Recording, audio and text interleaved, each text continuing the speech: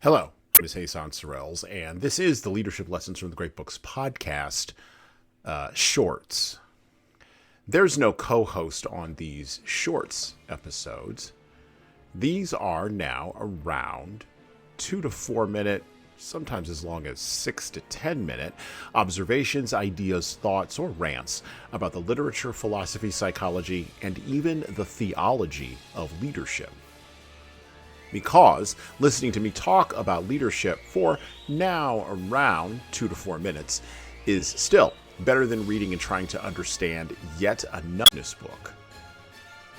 Even that business book your coworker won't stop raving about because it quote unquote changed their life, but you can't see any difference in their leadership behavior. So how good could that author be? The element that haunts the steps of the narcissistic, the hubristic, the arrogant, the prideful, and the shameful, the element that haunts all of their steps is the steps of history.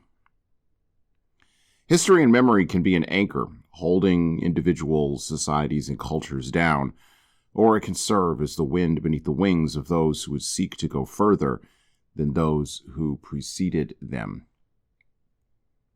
But in order for either of those outcomes to happen, people must be taught that history is more than mere words on a page or dates of things that happened before they were born. The preeminent sin of our time, the sin of both presentism, otherwise known as secularism, must be shorn of its power, as must its evil twins, modernity and post-modernity. And a study of history shores both of those sins.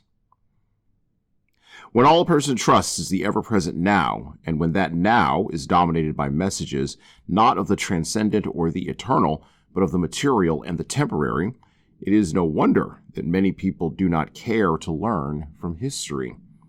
They do not even know it.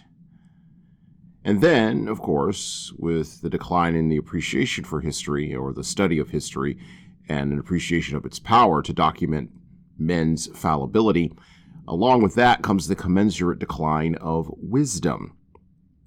In our own time, in our own postmodern era, the old are dismissed with sharp barbs, and that is the very least of it. The old are a physical, material reminder that mortality is ever present, and that the present will one day, inexorably, as surely as the sun rises in the east and sets in the west, become the past. History, and the study of it, puts paid appeal to the cynicism of a culture built on youth, material goods, and dopamine-fueled obsession. History unites us all, whether we like it or not, as we are all bound by the era in which we live, and then we are bound to be forgotten by those who will come after us. It is a real shame that with all the knowledge of the world at our fingertips, just a swipe or a click away, we still have learned very, very little about the past and have attempted to apply it to the present, much less to patterns that will occur in the future, in order to avoid mistakes, prevent catastrophes, and curb the excesses of human appetites with a lack of verve. We've got to fix this. We have to understand, and we have to answer the question, why don't we learn from history? And well, that's it for me. Thank you for listening to the Leadership Lessons from the Great Books podcast today. And now that you've made it this far, you should subscribe to the audio version of this show on all the major podcast players, including Apple iTunes, Spotify, YouTube Music, and everywhere else where podcasts are available. There's also a video version of our podcast on our YouTube channel. Like and subscribe to the video version of this podcast on the Leadership Toolbox channel on YouTube. Just search for Leadership Toolbox and hit the subscribe button there on YouTube.